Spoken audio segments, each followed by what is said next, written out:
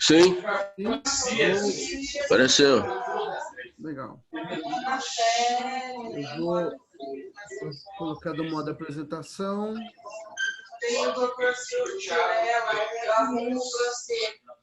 Eu arrumo você, passamento de Aí graça. tá no modo apresentação, tá aparecendo? Ok. Ok, então vamos lá. Tá, eu desativei o som aqui para não dar microfonia, mas assim que vocês quiserem abrir, né, como a gente sempre faz, tá bom? É só abrir aí que está tudo certo. Legal, a aula de hoje então é sobre o batismo de crianças, tá?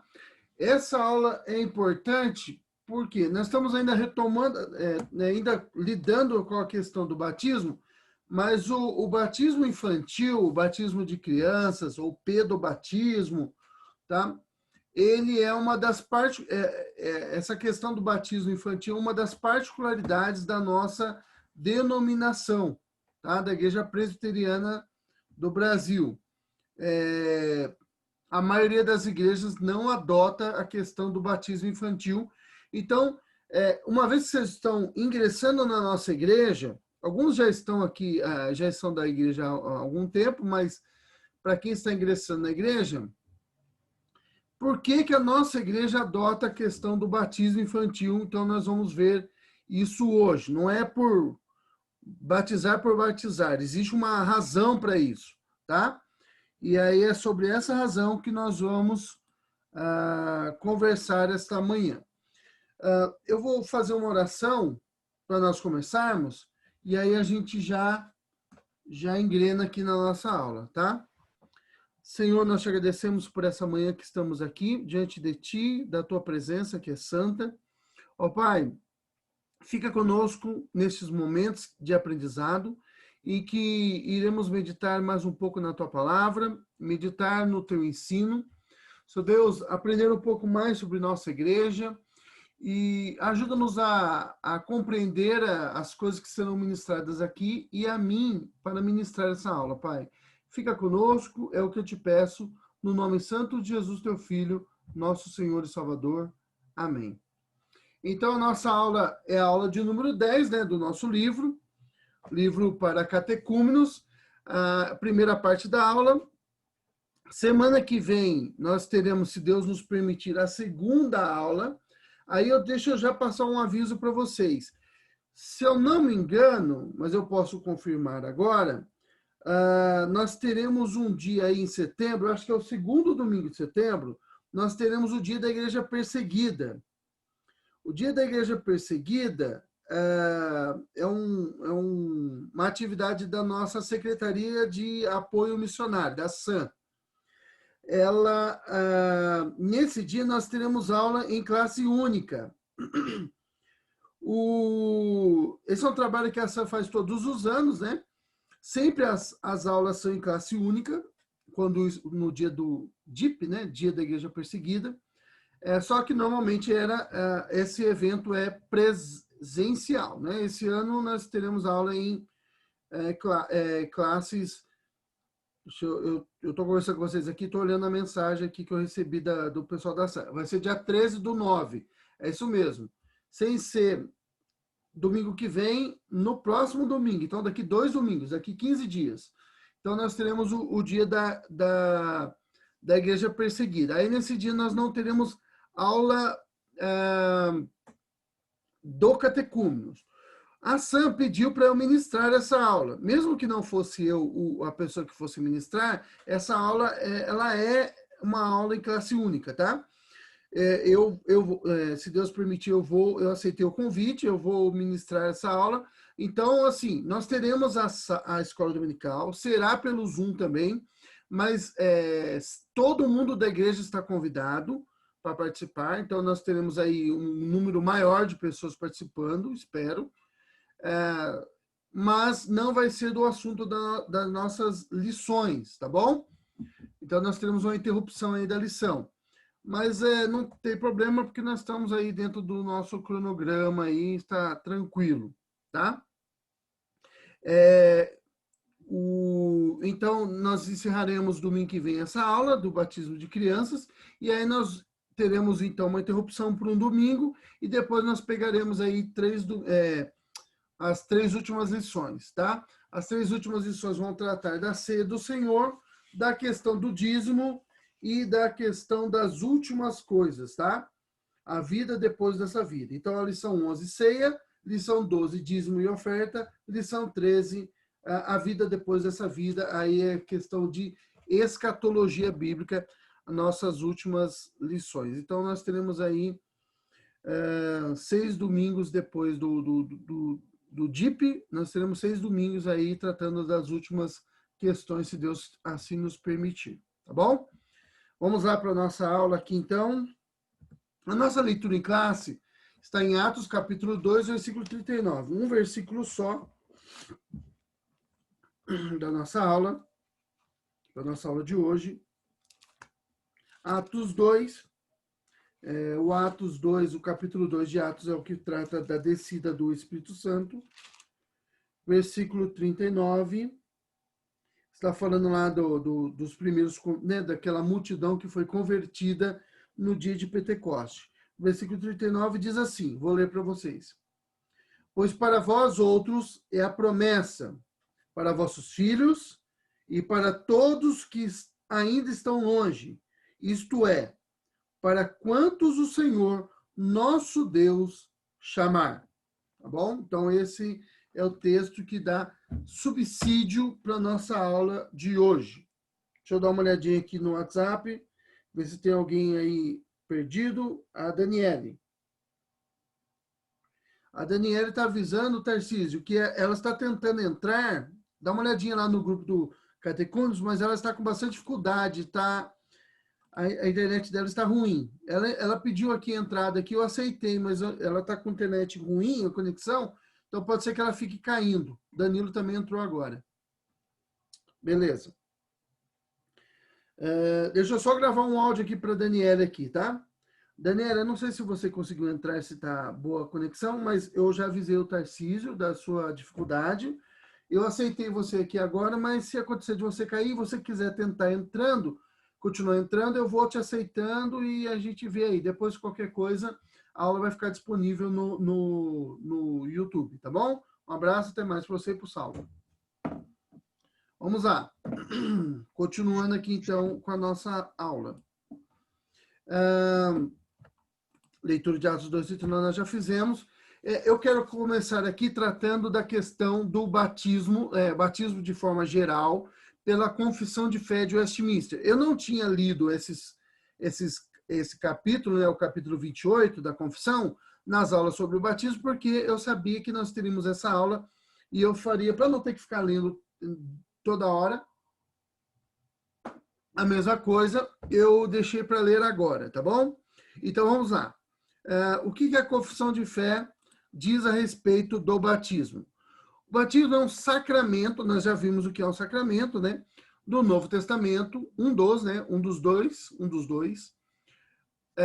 dos sacramentos instituídos por Jesus, ou instituído por Jesus, não só para solenemente admitir na igreja a pessoa batizada, então essa é uma das razões, quando a pessoa é batizada, ela é admitida na igreja, tá? Mas tem mais uma causa. Mas também para servir de sinal e selo do pacto da graça, de sua união com Cristo, da regeneração, da remissão dos pecados e também da sua consagração a Deus por Jesus Cristo, a fim de andar em novidade de vida. Então, não é que o batismo te dá essas coisas aqui, tá? Ele só está selando aquilo que já foi dado. Então, uma evidência, é uma atitude externa de algo que aconteceu interno. Lembra? Nós já comentamos sobre isso na aula de batismo, sobre o batismo, tá bom? Então, você externa algo que aconteceu no seu interior.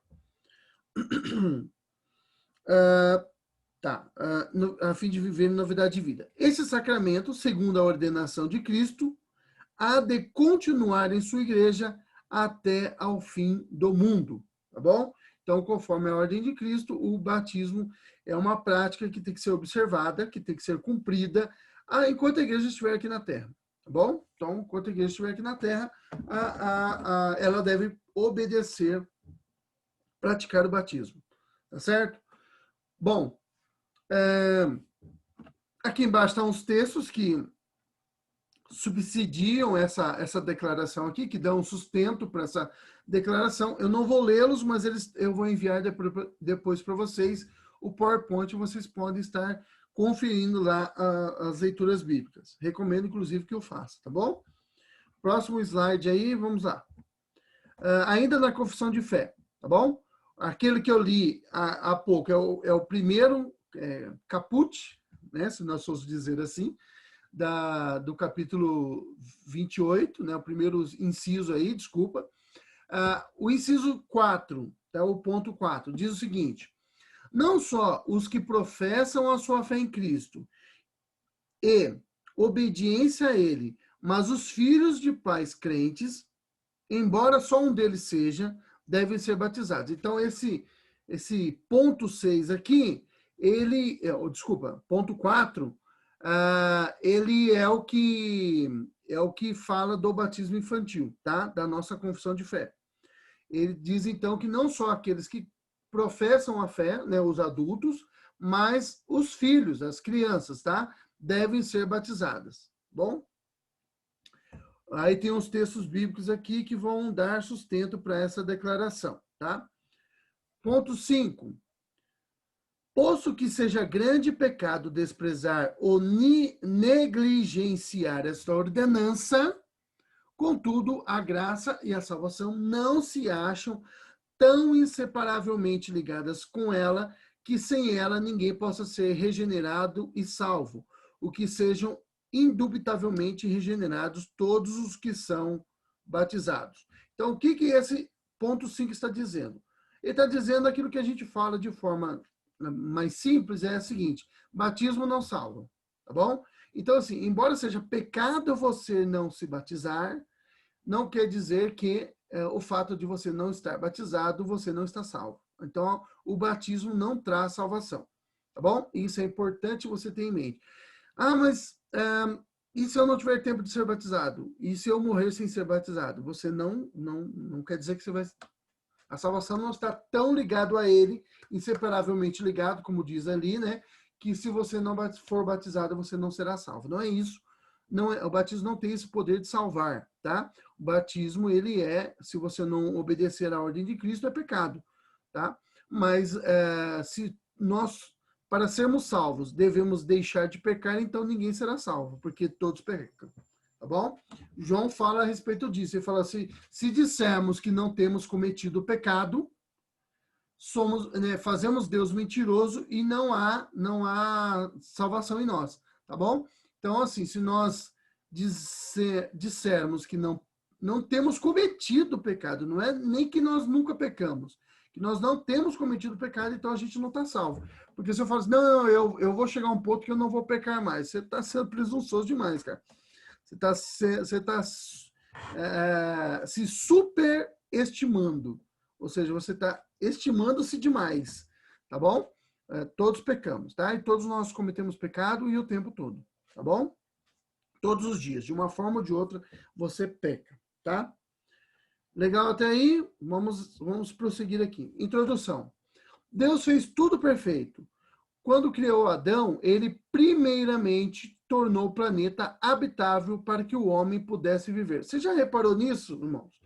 No relato da criação, lá no Gênesis 1 e 2, você vai perceber o seguinte: Deus não começa. Deus, ele é sábio, ele é Deus, né? Ele é o Senhor nosso. Ele não começa criando o homem. Ele começa o quê? No princípio criou Deus, céus e terra. A terra era sem forma e vazia, o Espírito do Senhor pairava sobre a face do abismo, e disse Deus: haja luz. E aí começa todo o relato da criação. Não vou dizer todo para vocês, senão a gente fica só nisso.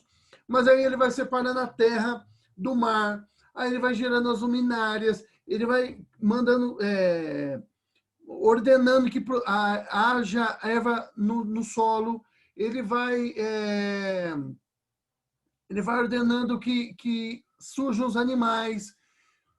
Depois de tudo isso, ele planta um jardim e aí ele faz o homem. Primeiro ele cria todo um ambiente para depois colocar o homem lá. Tá? Ele não criou o homem e falou, e agora, onde que eu ponho esse homem? Peraí, homem, fica aqui guardado aqui, que eu vou criar um planeta para depois você morar nesse planeta.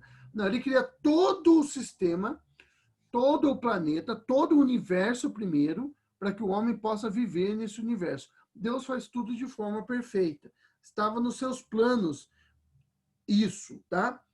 Da mesma forma, quando ele traçou o plano da salvação, ele incluiu uma instituição para nos arrebanhar. Então, Deus não pensou, vou salvar o homem, e aí ele salvou o homem e falou, e agora, o que eu faço com esse homem salvo? Não, já tinha o plano dele de criar uma instituição, né, para que esse homem salvo pudesse estar nessa instituição, tá? Para que ali ele pudesse desenvolver os seus dons, para que ali ele pudesse um auxiliar o outro em suas dificuldades, para que ele pudesse ter comunhão, para que ele pudesse ajudar as pessoas com seus dons e ser ajudado com o dom das outras pessoas, para que ele pudesse exercitar a sua fé, exercitar os seus dons, exercitar as suas, o caráter cristão, para que ele pudesse desenvolver o fruto do Espírito. Então, ele criou essa instituição. No Antigo Testamento, essa instituição era a nação de Israel. Tá? Nós já vimos isso em algumas aulas passadas. Eu não lembro exatamente qual aula foi, mas a gente já viu essa questão em aulas passadas. Tá? Bom, e na Nova Aliança ou no Novo Testamento? Essa instituição é a igreja. Tá? Então, Deus ampliou aquela questão que era inicialmente ali no Antigo Testamento, que era étnica, né, de povo, étnica, de etnia, tá? De povo, de consanguinidade.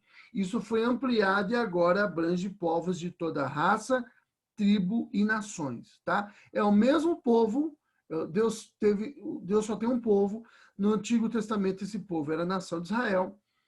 Na Nova Aliança agora esse povo é a igreja, tá? Quer dizer que todos os israelitas eram salvos? Não. Paulo trata disso, tá? Ele fala disso, inclusive. Nem todos os israelitas eram salvos.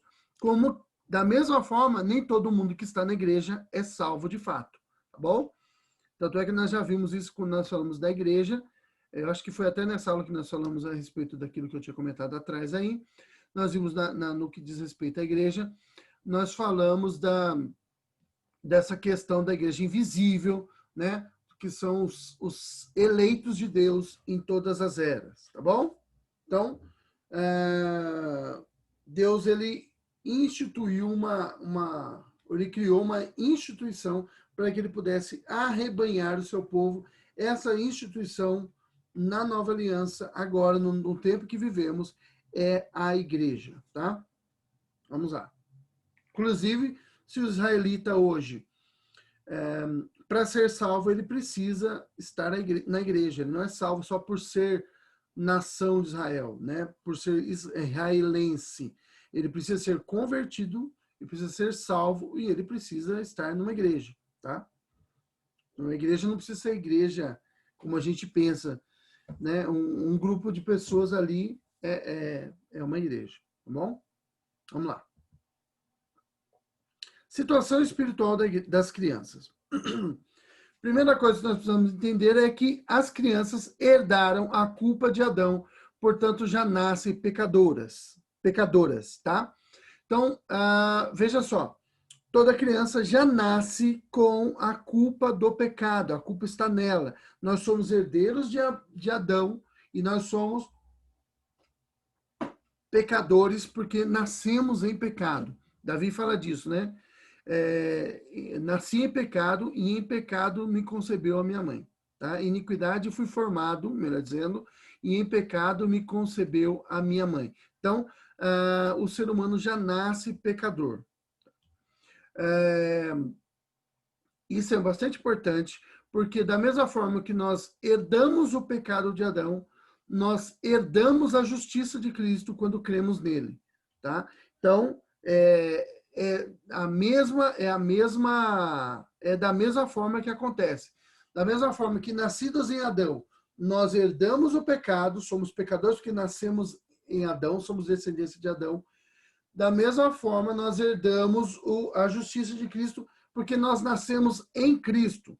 Nós não somos filhos físicos de Cristo, né, como somos herdeiros nascidos em Adão, mas Deus fez de tal forma que nós herdássemos a justiça de Cristo. Ela é atribuída a nós, que somos salvos, da mesma forma que o pecado de Adão é atribuído a nós, quando nós não éramos salvos ainda, ou ainda vivemos, né, na prática do pecado, porque nós nascemos em pecado, tá bom? Então, a ideia é assim, eu não sou pecador porque eu peco, é o contrário, tá bom? Então, a causa não é eu pecar para eu me tornar um pecador, é o contrário, eu sou um pecador, por isso eu peco, tá? Então, todas as crianças já nascem pecadoras. E aí, a consequência disso é que, quando elas crescerem, elas vão manifestar esse pecado, porque o pecado está na raiz, está na essência dela, tá? É o que ela é o que nós somos, tá bom? Eu já vi alguns pastores falando que ele viu um menininho, né, um bebezinho, falar, esse pecadorzinho aqui que nasceu. É verdade o que o pastor falou, talvez a palavra não tenha sido bem escolhida, talvez seja assim um pouco desagradável falar isso para os pais, eles não querem ouvir isso, mas é verdade, tá? Agora eu vou evitar de falar isso quando eu for pastor, tá bom? Eu vou tentar não cometer essa gafe, mas é verdade, tá? Toda criança é pecadora mesmo, tá bom? É só o tempo passar e esse pecado vai se manifestar de forma visível. As crianças também, elas não possuem condições mentais e psíquicas para entender o Evangelho e crer no Senhor Jesus como o único Salvador. Isso é verdade. Pega uma criança recém-nascida, ou até de 1 ano, e fala para ela, você crê em Jesus como Salvador?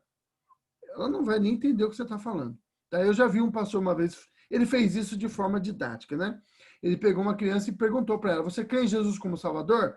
E a criança ficava tentando pegar o microfone do pastor. Foi assim, nós até achamos engraçado aquilo ali, mas foi uma forma dele mostrar para nós assim que a criança ela não consegue realmente compreender a sua situação diante de Deus. Ela não tem essa percepção. Ela não consegue compreender, ela vai desenvolver essa compreensão com o passar dos anos, tá? Mas elas não possuem condições, isso é uma verdade. Então, isso é uma situação das crianças. Elas nascem em pecado, mas elas não têm compreensão desse pecado ainda, tá? Elas são herdeiras espirituais do seu pai. Isso é também uma condição das crianças, tá? E isso, quando a Bíblia fala disso, tá? Quando os pais se rebelam contra Deus, elas sofrem as consequências. Mas quando os pais são tementes ao Senhor, elas são beneficiadas. Bom, então, quais são as condições quais são as condições ou a situação espiritual da criança? Então, primeiro, ela nasce em pecado. Segundo, ela não tem compreensão desse pecado. E terceiro, ela é herdeira espiritual dos seus pais. Tá bom? Lembrando, irmãos, que Deus ele escolheu pessoas para salvação, tá? Deus escolheu essas pessoas antes da fundação do mundo. E ao escolher essas pessoas antes da fundação do mundo, ela escolheu, se você é salvo, ela escolheu você. E se o seu filho é salvo, ele escolheu o seu filho. E para que o seu filho fosse salvo, fazia parte do plano da salvação todo o trajeto para que seu filho nascesse. Para que seu filho nascesse, você precisava ter casado com seu marido. Então você vai percebendo aí as implicações da eleição em todos os aspectos da nossa vida, tá bom? Então o negócio é bem mais complexo e mais abrangente do que às vezes nós supomos, tá? Então os filhos são herdeiros espirituais dos seus pais. Eles são beneficiados quando os pais são cristãos, tementes a Deus, e eles também podem ser prejudicados ou sofrer algumas consequências quando os pais não são tementes a Deus. Eu vou dar os exemplos aqui. Situação espiritual das crianças. Como uma criança pode ser beneficiada pela fidelidade dos seus pais a Deus, tá? Então eu coloquei algumas coisas aqui que podem nos servir de norte aqui. Bom, primeira coisa, qual o benefício que uma criança tem Quando o pai é temente a Deus. Preste atenção o termo que está sendo utilizado aqui, que eu estou utilizando, irmãos. Eu não estou dizendo quando o pai é da igreja. Eu não estou falando quando o pai vai aos cultos. Eu estou dizendo quando o pai é temente a Deus. Porque não basta você ir ao culto. Não basta você ser membro da igreja. Não basta você ter feito sua pública profissão de fé. Não basta você ter sido batizado. Você precisa ser temente a Deus. E temente a Deus, ser temente a Deus, é obedecer a palavra de Deus. Tá? Então, quando você obedece a palavra de Deus, você cria os seus filhos na disciplina, no caminho do Senhor. Tá bom? Bom, a criança, quando o pai é temente a Deus, os pais, né, são tementes a Deus, ela será ensinada nos caminhos do Senhor. Então, ela vai crescer num ambiente saudável, tá? Ela vai crescer, e eu não estou falando nem de riqueza, irmãos, porque você pode ser muito pobre e criar seu filho num ambiente saudável, tá? Vai crescer num ambiente saudável, vai crescer ouvindo a palavra de Deus, os ensinamentos de Deus, a moral de Deus, a ética de Deus. Ela vai aprender essas coisas e ela vai ser, o caráter dela será moldado diante disso, tá? E isso é um benefício, tá bom? Ela será admoestada na correção do Senhor, e a admoestação na correção do Senhor significa corrigir o filho com a vara, tá? Então, é disciplinar com a vara quando for necessário, tá bom? De tal forma, lembrando que a Bíblia sempre diz, tá? Inclusive no Novo Testamento, que, que a correção, né? A correção com a vara, tá? Vocês entendem o que isso significa? Esse tipo de correção, ela é feita por pais que amam seus filhos, tá? Aquele que não é corrigido, a Bíblia fala que ele não é filho legítimo, tá? Ele é um bastardo. Ele é um filho ilegítimo. Os filhos legítimos são corrigidos. Por quê? Porque o pai ama, tá? O pai que ama, ele corrige. Jesus, ele, inclusive,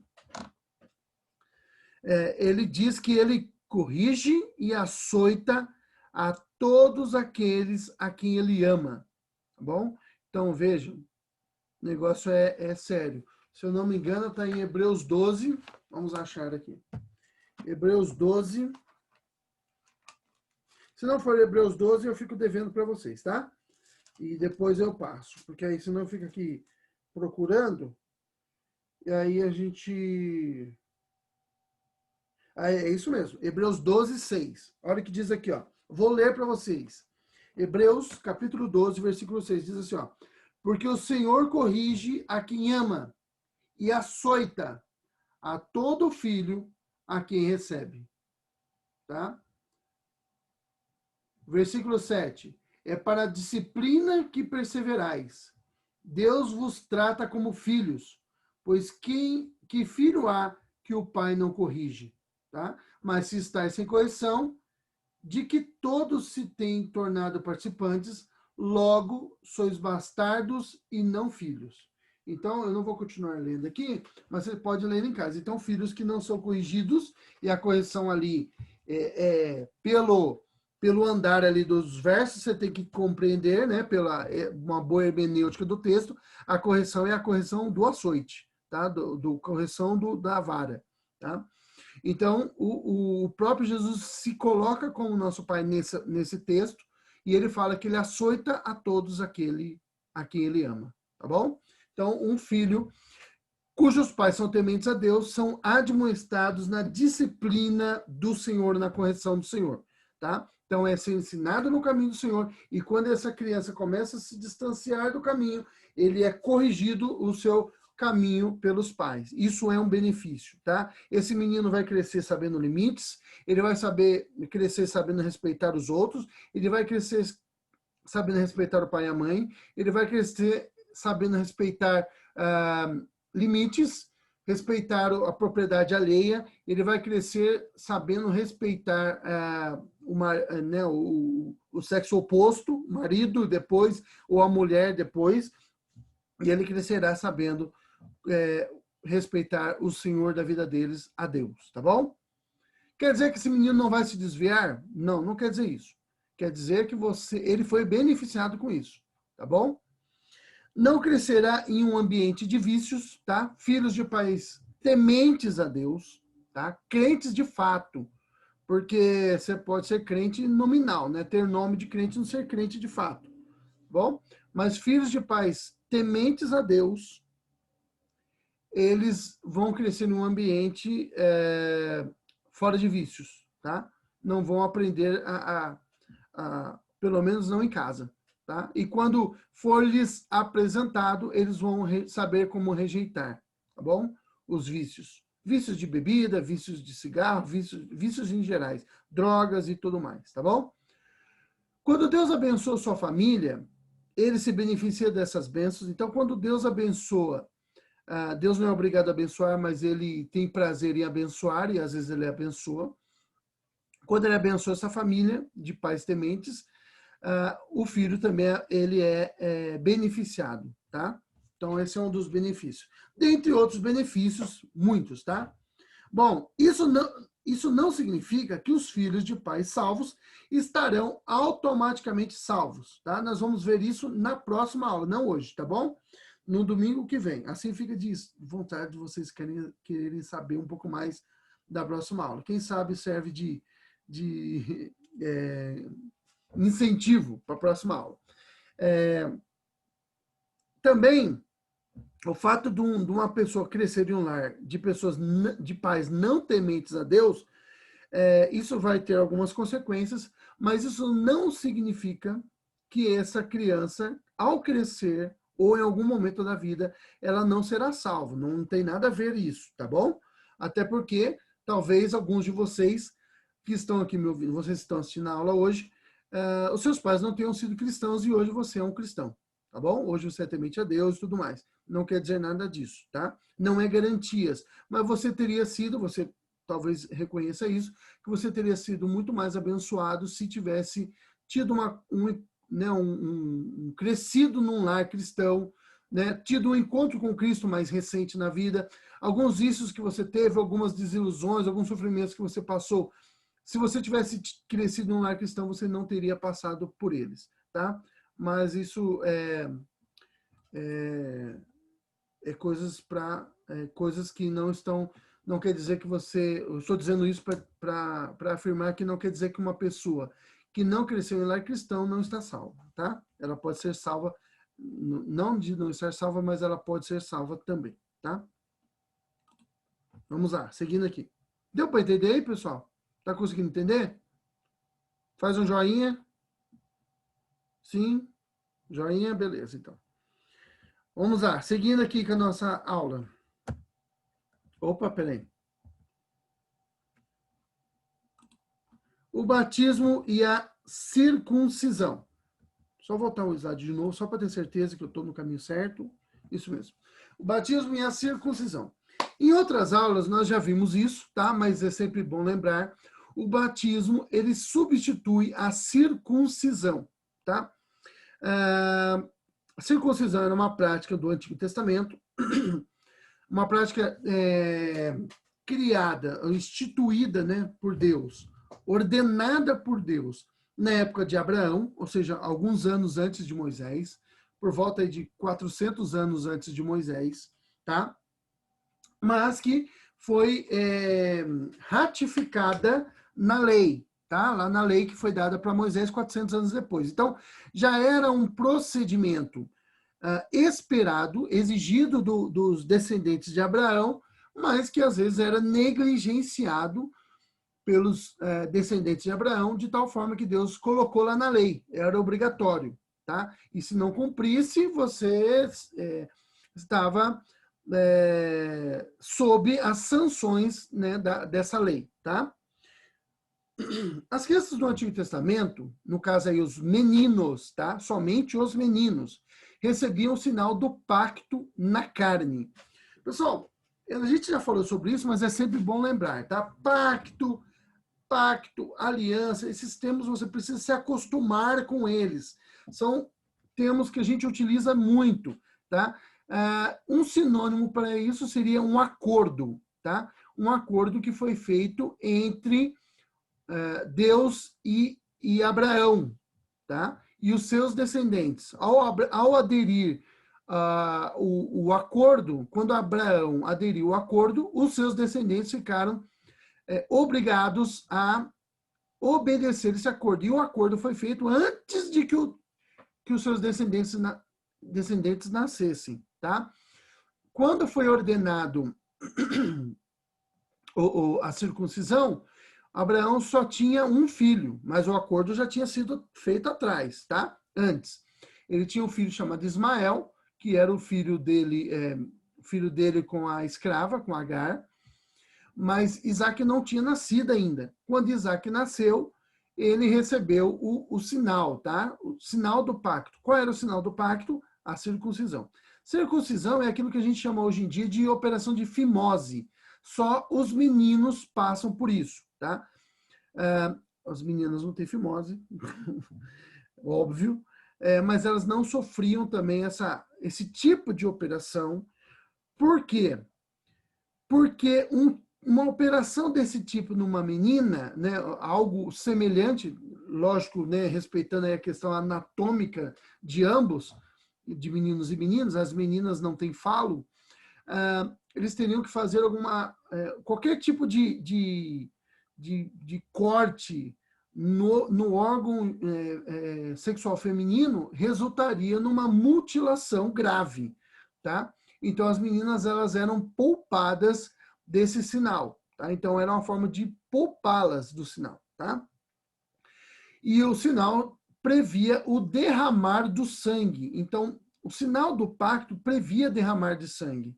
Todo o Antigo Testamento você vai ver que sem derramamento de sangue não havia remissão. Então sempre haveria sangue derramado, tá? Sempre. Lembrando, era sempre para lembrar a gravidade do pecado, a gravidade do rompimento que foi causado por Adão, tá? Porém, agora o sangue já foi derramado. Que sangue que eu estou me referindo aqui? Jesus já derramou o seu sangue. Então, uma vez que Jesus já derramou o seu sangue, o tipo alcançou o seu antitipo, né? Nós já falamos sobre isso em outras aulas. As coisas do Antigo Testamento eram sombras, eram tipos, cujo o antitipo, a figura representada, os representantes aqui, né? Aqueles que representavam, aquilo que era só uma representação, representava Cristo.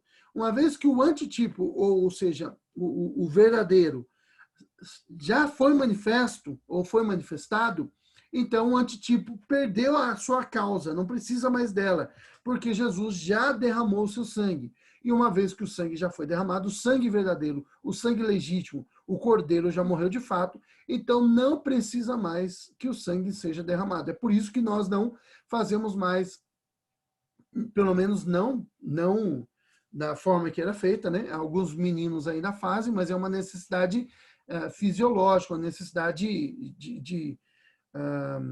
física, né? Que alguns meninos ainda fazem essa operação de fimose. Não é pelas causas que Israel fazia.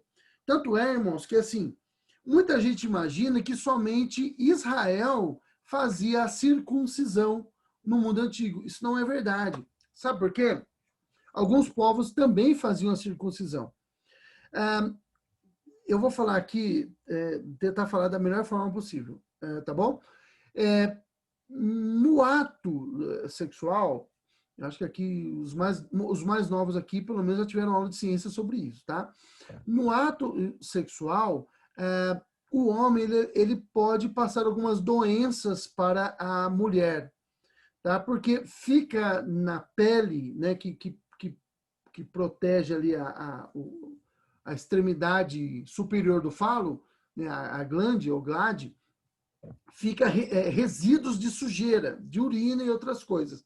Então, quando aquela pele é muito grande e cobre o falo, é preciso retirar aquela pele para que ele não transmita essas doenças. Então, muitos povos perceberam, no mundo antigo, não todos, não vou dizer muitos, tá? Vou dizer alguns. Alguns povos perceberam que era importante retirar aquela pele. Então, muitos povos faziam a circuncisão, mas não pelos motivos que o povo de Israel fazia. É lógico que Deus ele faz tudo muito bem pensado, então ele utilizou essa prática para proteger as mulheres de pegar essas doenças, tá? Lembrando que eles viviam ali numa região quente, eles não tomavam banho com certa frequência.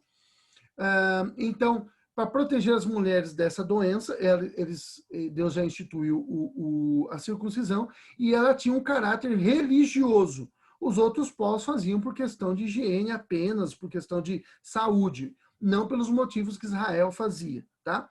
Hoje em dia, alguns homens, até cristãos, fazem a operação, mas não pelos motivos religiosos que os judeus faziam.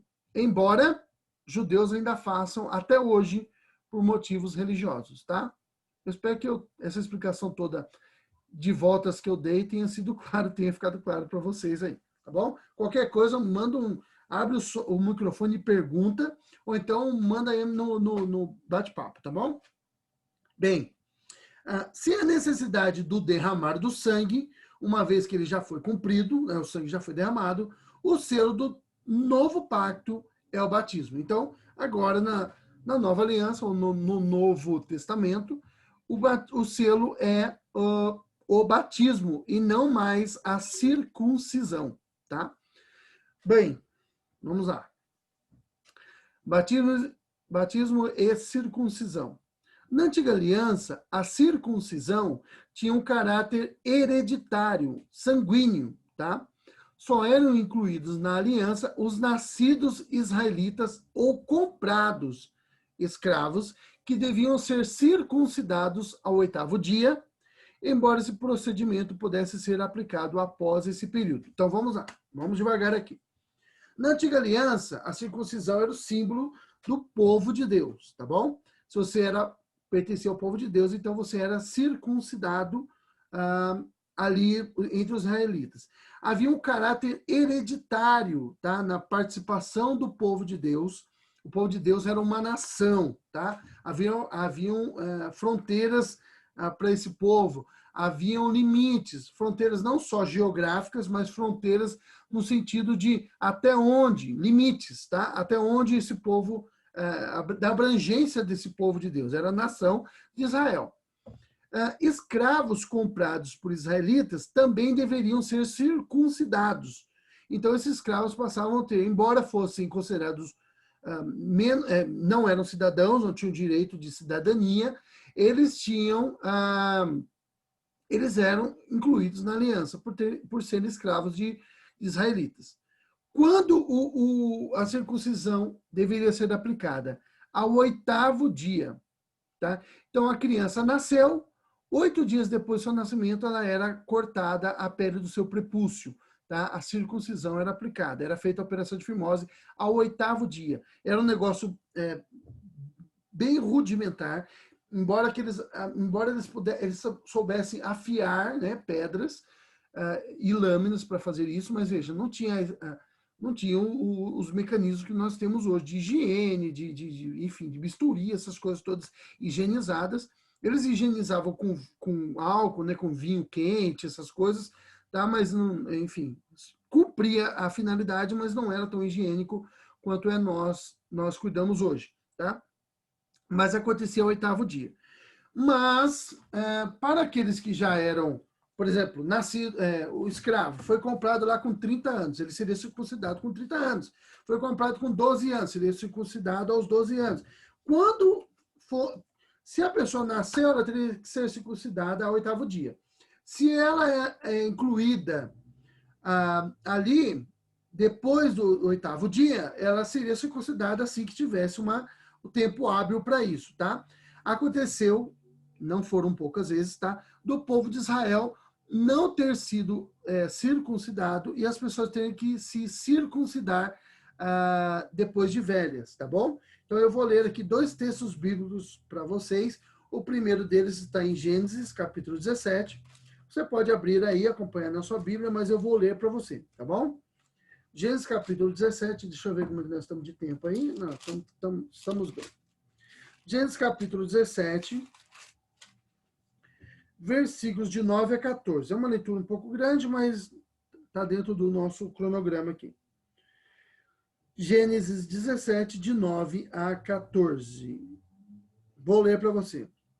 Disse mais, esse texto que eu vou ler, irmãos, é a instituição da circuncisão. Foi quando Deus mandou acontecer, tá? Disse mais Deus a Abraão: guardarás a minha aliança, tu e a tua descendência, no decurso das suas gerações. Esta é a minha aliança, que guardareis entre mim e vós, e a tua descendência. Todo macho entre vós será circuncidado. Circuncidareis a carne do vosso prepúcio, será isso por sinal da aliança entre mim e vós. O que tem 8 dias será circuncidado entre vós, todo macho, nas vossas gerações, tanto escravo, nascido em casa, como comprado a qualquer estrangeiro que não for da tua estirpe. Então, veja só. As pessoas deviam ser circuncidadas, as crianças ao 8º dia. Os escravos nascidos na casa, o que nasceu ali, filhos de outros escravos, também seriam circuncidados. E aquele escravo que foi comprado de outra pessoa, de outro povo, tá? Ele, ao ser comprado, ele deveria ser circuncidado também, tá bom? Com efeito, será circuncidado o nascido em tua casa e o comprado por teu dinheiro. A minha aliança estará na vossa carne e será aliança perpétua. O incircunciso, ou seja, o não circuncidado, que não for circuncidado na carne do prepúcio, essa vida será eliminada do seu povo. Quebrou a minha aliança. Tá? Então, esse texto aqui fala da instituição da circuncisão lá com Abraão, tá bom? Então foi aí que aconteceu quando Deus mandou que o povo fosse circuncidado, tá bom? Estão vendo aí? Então vamos lá. Agora eu vou ler um texto para vocês. Então aí a ordenação de circuncidar pessoas assim que elas nascessem, 8º dia, tá? Isso aconteceu com quase todo israelita depois desse momento aí. Mas quando isso aconteceu, Abraão tinha quase 100 anos, tá bom? Ismael, se eu não me engano, tinha por 13, 14 anos, volta disso, tá? Então, assim, aconteceu depois, tá? Depois não tinha 8 dias, bem depois. Eu vou ler um texto aqui para vocês, Josué capítulo 5, versículo de 1 a 8. O que aconteceu, irmãos? A lei já havia lei, Deus já tinha ordenado que o povo de Israel se circuncidasse. Deus já tinha mandado com Abraão, e agora, quando a lei foi dada, foi ordenado, olha, você tem que fazer isso. Vocês não obedeceram essa recomendação lá que tinha sido dada a Abraão durante o tempo que vocês ficaram escravos no Egito, agora vocês vão fazer. Tá? O povo, muita gente que tinha nascido no Egito não tinha sido, muitos israelitas que tinham nascido no Egito não tinham sido circuncidados, e eles foram obrigados a se circuncidar. Tá? Só que o tempo foi passando, eles andaram pelo deserto 40 anos e durante esse período todo o povo não foi circuncidado. Já tinha sido mandado, já estava na lei, era crime não fazer. Tá? Era quebrar a aliança. Mesmo assim, o povo não foi circuncidado. Olha só, então, Josué capítulo 5, verso de 1 a 8. Olha o que o texto diz aqui. De 1 a 8. Sucedeu o quê? Ouvindo todos os reis dos amorreus que habitavam deste lado do Jordão ao ocidente, e todos os reis dos cananeus que estavam ao pé do mar, que o Senhor tinha secado as águas do Jordão de diante dos filhos de Israel, até que passamos, desmaiou-se-lhes o coração, e não houve mais alento neles, por causa dos filhos de Israel. Naquele tempo, depois que eles atravessaram o rio, né? Naquele tempo, disse o Senhor a Josué: faze facas de pederneira, de pedra, tá? E passa de novo a circuncidar os filhos de Israel. Então Josué fez para si facas de pederneira e circuncidou os filhos de Israel em Gibeate Haralote. Foi esta a razão porque José os circuncidou. Todo o povo que tinha saído do Egito, os homens, todos os homens de guerra, eram já mortos no deserto pelo caminho. Porque todo o povo que saíra estava circuncidado, mas a nenhum deles que nascera no deserto pelo caminho, depois de terem saído do Egito, haviam circuncidado. Porque 40 anos andaram os filhos de Israel pelo deserto, até se acabar toda a gente dos homens de guerra que saíram do Egito, que não obedeceram à voz do Senhor, aos quais o Senhor tinha jurado que não lhes havia de deixar ver a terra que o Senhor, sob juramento, prometeu dar a seus pais, terra que mana leite e mel. Porém, em seu lugar, pôs a seus filhos. A esses Josué circuncidou, porquanto estavam incircuncisos, porque os não circuncidados, pois os não circuncidaram no caminho. Tendo sido circuncidada toda a nação, ficaram no seu lugar no arraial até que saíram. Tá? Então eles ficaram ali parados até que passasse a inflamação, tudo. Por que eu estou lendo esses textos para vocês, irmãos? Porque tem um propósito. Se nós entendemos, se nós cremos que o batismo substitui a circuncisão, quando é que as pessoas devem ser batizadas? Elas devem ser batizadas. Quando é que as crianças eram batizadas? Ao 8º dia, tá? Assim que elas nasciam. Quando é que os nossos filhos devem ser batizados? Assim que eles nascem. Essa é o paralelismo. Paralelo significa correr ao lado, tá? Então, assim, você faz comparações. Se uma instituição é substituída por outra, a prática deve ser observada de forma semelhante, tá? Bom, haviam aqueles que não tinham sido circuncidados na infância. Então, quando eles seriam circuncidados? A qualquer momento da vida, tá certo? Tem pessoas entre nós que não foram, como eu também não fui, batizados. Na verdade, eu fui, mas na igreja católica. Depois eu fui batizado na igreja evangélica, tá? Aí eu já era adolescente e tudo mais. Mas se ela não foi batizada na infância, ela deve ser batizada a qualquer momento da vida, tá? No caso, quando ela é criança ainda ou quando ela se tornar adulta. Exatamente, irmãos, exatamente a forma que nós administramos o batismo na igreja presbiteriana. Quando a criança nasce de pais cristãos, ela é batizada na infância. Quando ela não nasce de pais cristãos, ela será batizada a qualquer momento que ela tiver condições de ser batizada. Tá? Assim que ela pertencer à igreja, assim que quando ela está na adulta, aí ela vai fazer sua profissão de fé junto, porque ela já consegue compreender o que é ser um cristão. Tá? Então é por isso que eu estou lendo todos esses textos para vocês sobre a circuncisão. Por quê? Porque o que foi determinado para a circuncisão lá na Antiga Aliança se aplica ao batismo. O que mudou é a forma de fazer o negócio.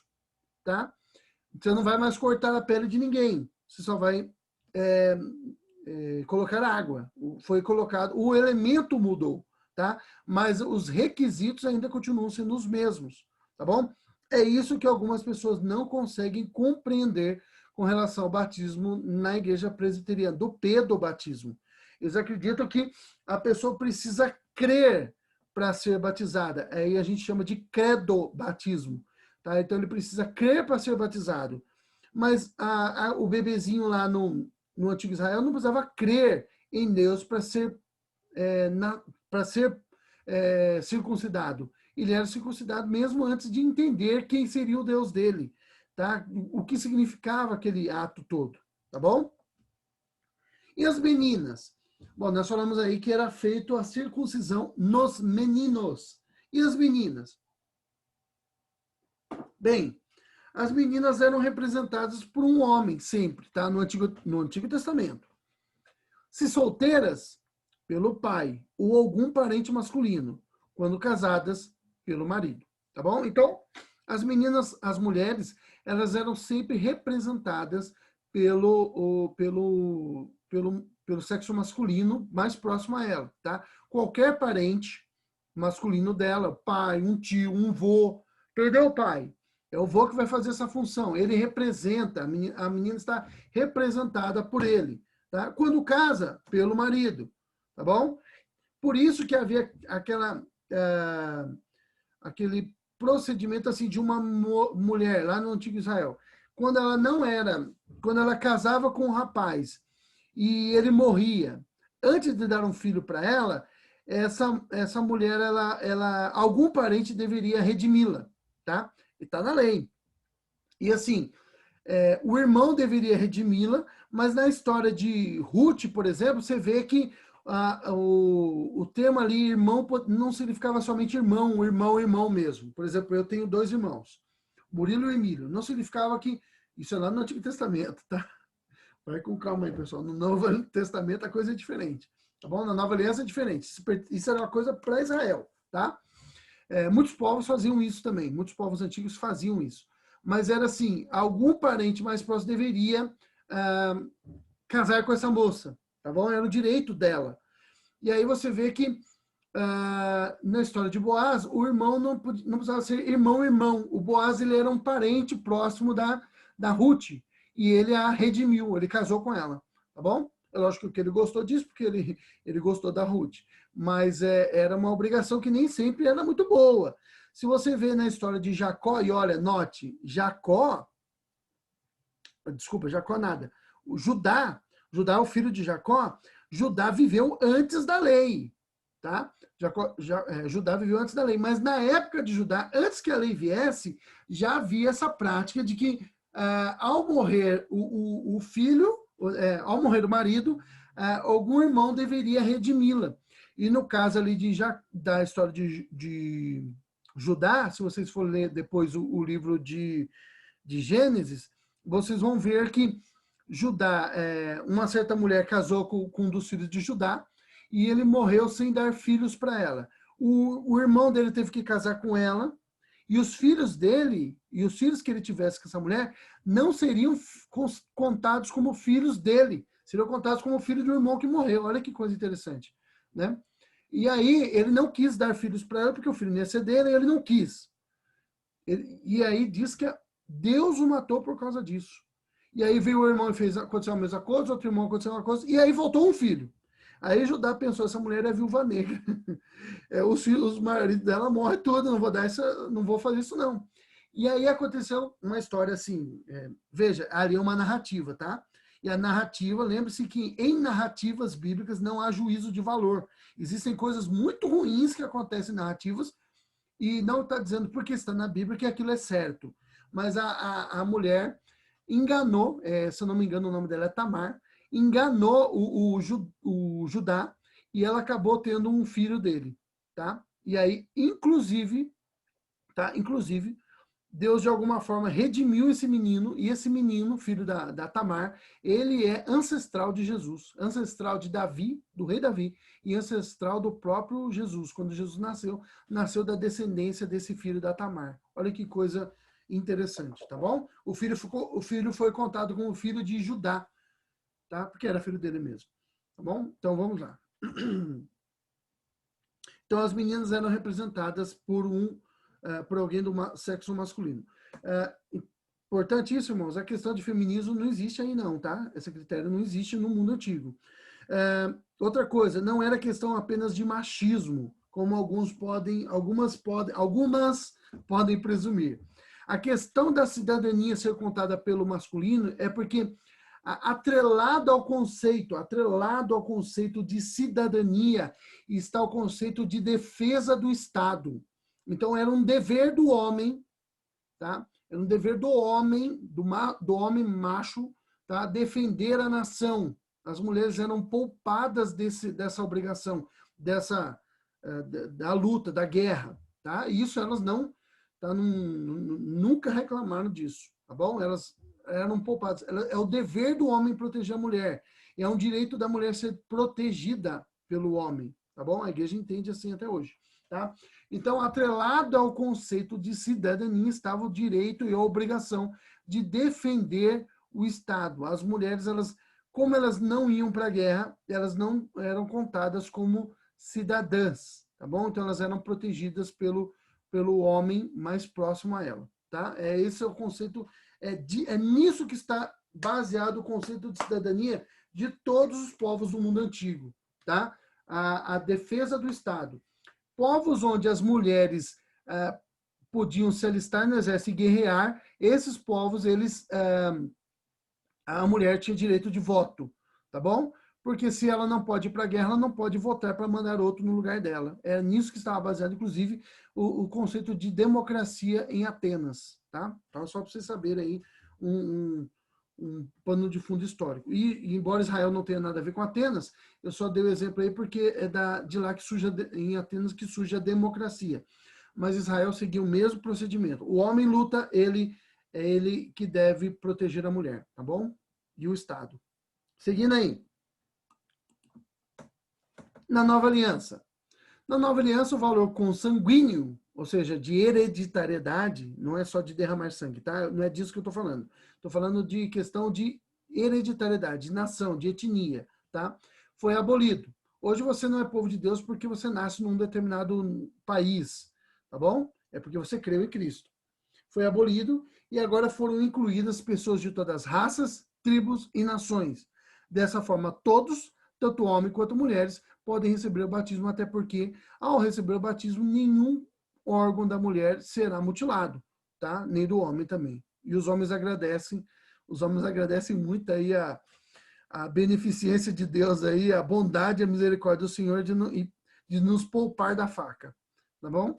Então, aí, na Nova Aliança, não há necessidade mais de cortar nada. Então, também perdeu-se essa questão do caráter consanguíneo, tá? Étnico, não é um povo no sentido estrito do termo, mas o povo de Deus é formado por pessoas de todas as raças, tribos e nações, tá? Porque foi esses que Jesus comprou para Deus com o seu sangue, tá bom?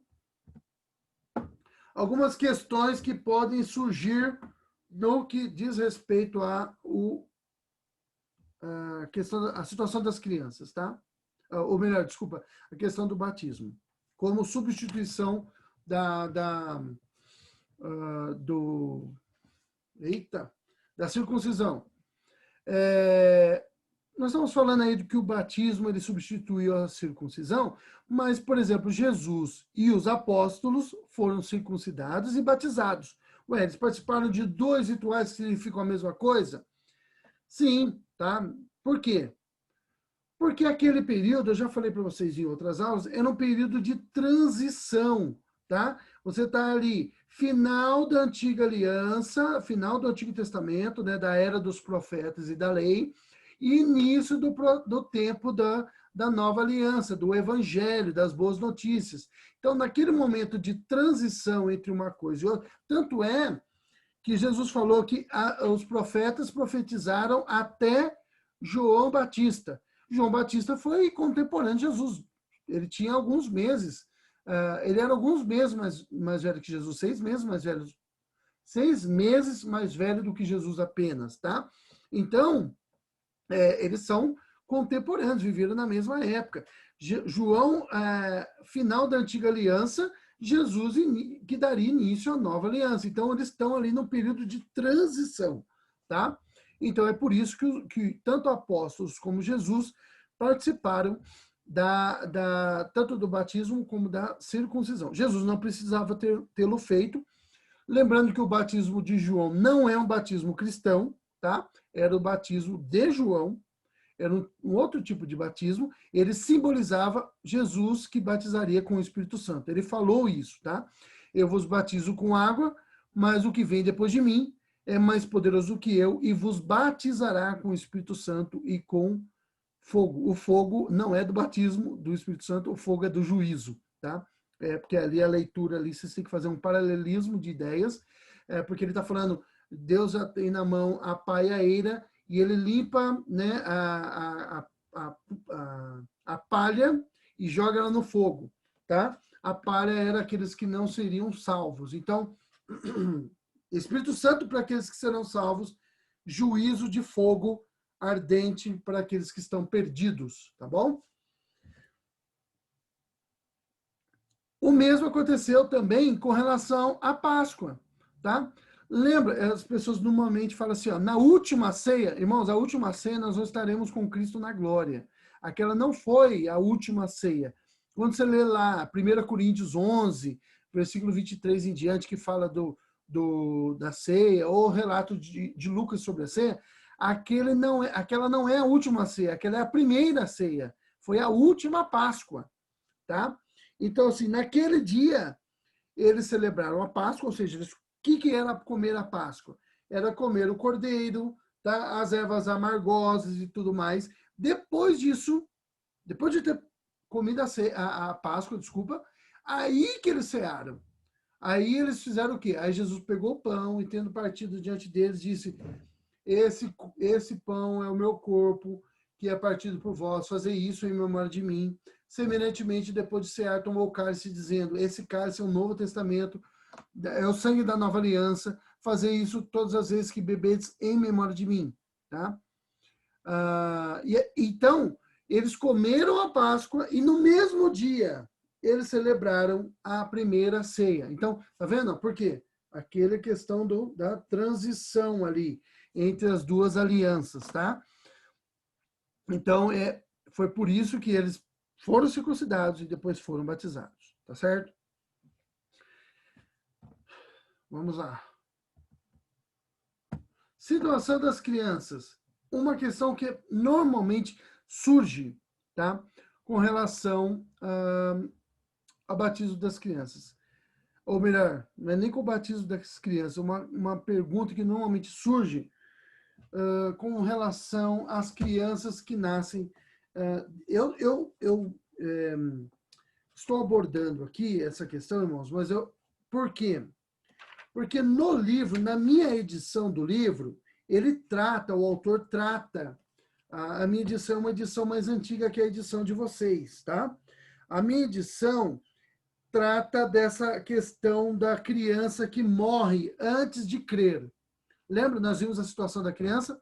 Primeiro, ela herda o pecado de Adão, mas ela não tem condições de crer em Cristo. Ela não consegue entender nem que ela é pecadora, e muito menos que ela precisa de Jesus.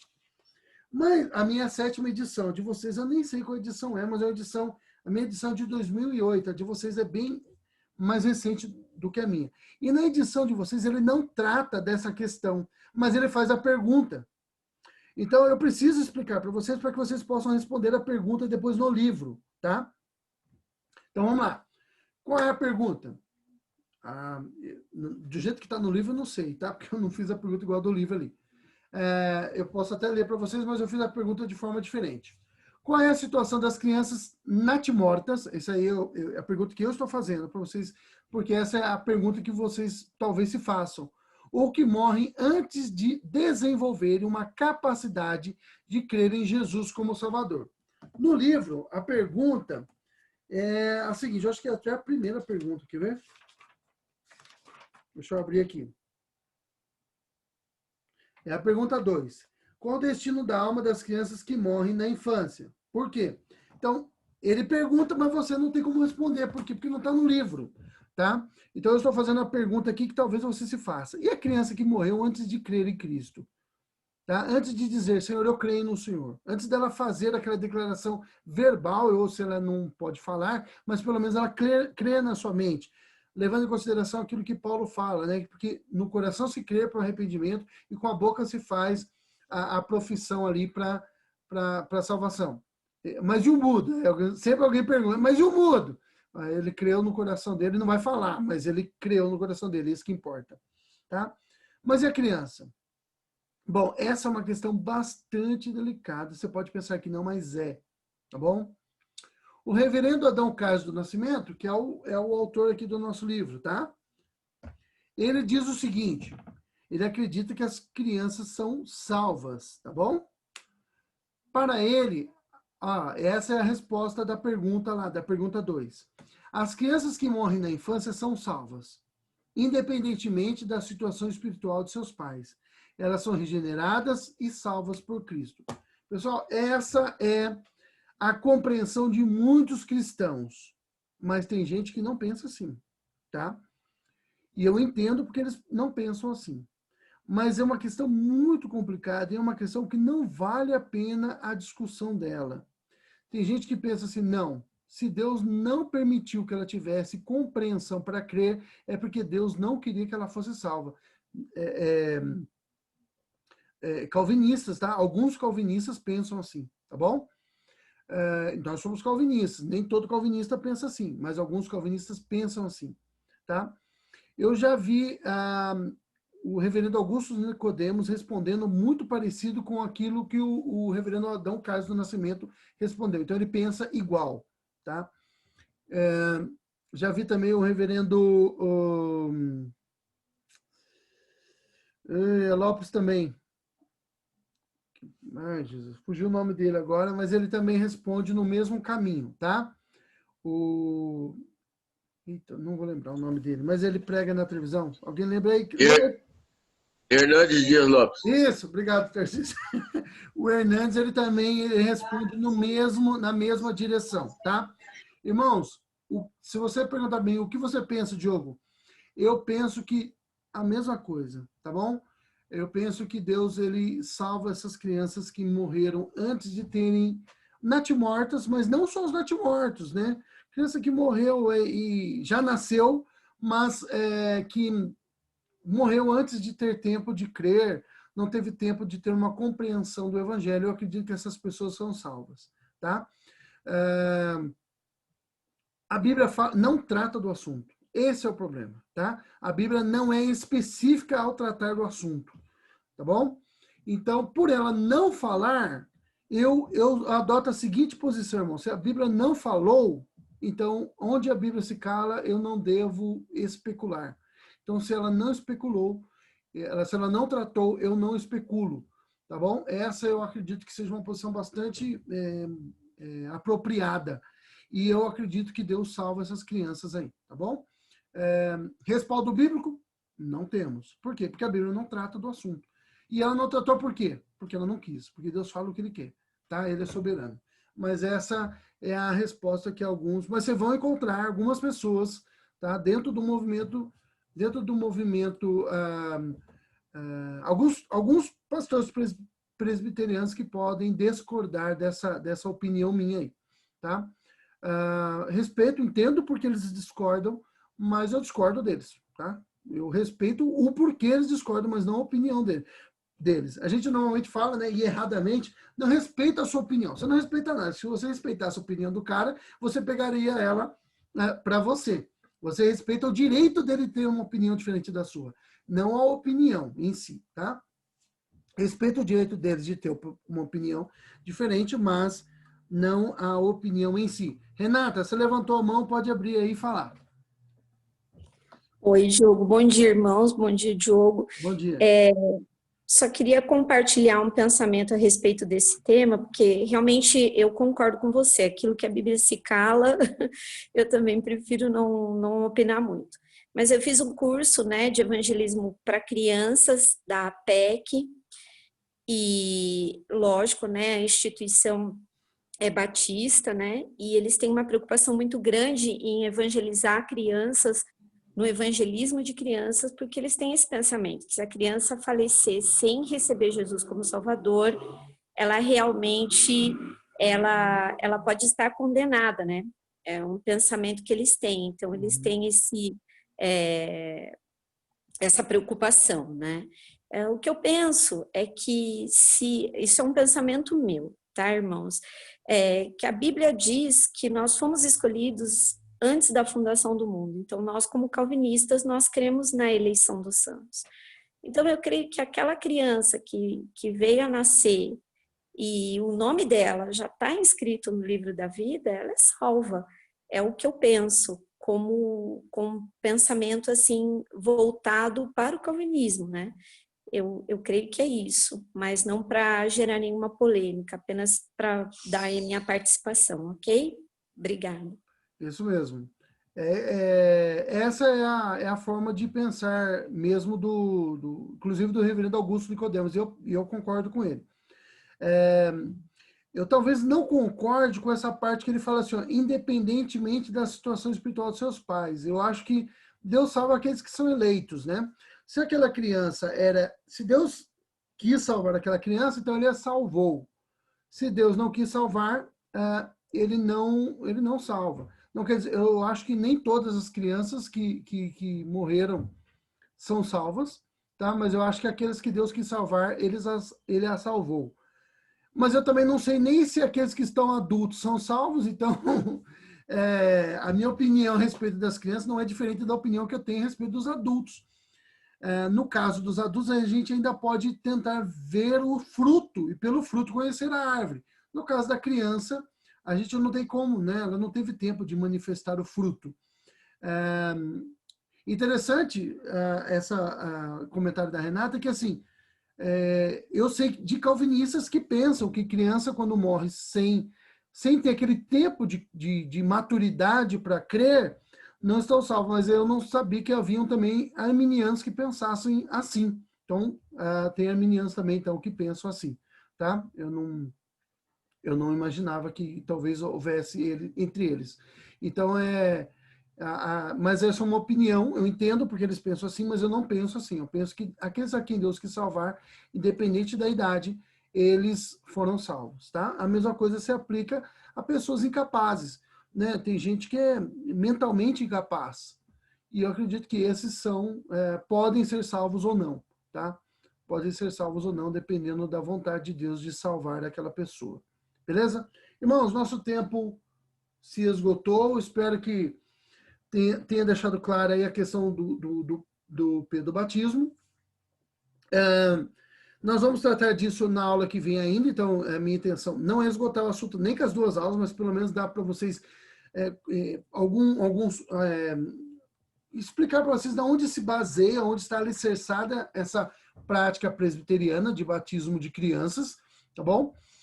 Para que vocês possam compreender onde se baseia, por que batizar, tá? Crianças. Tem gente que acha que isso é anátema, não pode, tá? Mas se a gente for observar, a base bíblica existe, tá? Então, a base bíblica é o quê? O batismo realmente substitui a circuncisão. E como é que era a circuncisão? Era dada também a crianças, tá? Mas era feita só com homens, é verdade, porque era feita uma mutilação. Mas quando Jesus mandou batizar, a única coisa que ele disse a respeito disso era batizando, né? Ide por todo mundo e fazer discípulos de todas as nações, batizando-as em nome do Pai, do Filho e do Espírito Santo. Então, é só isso que a gente sabe.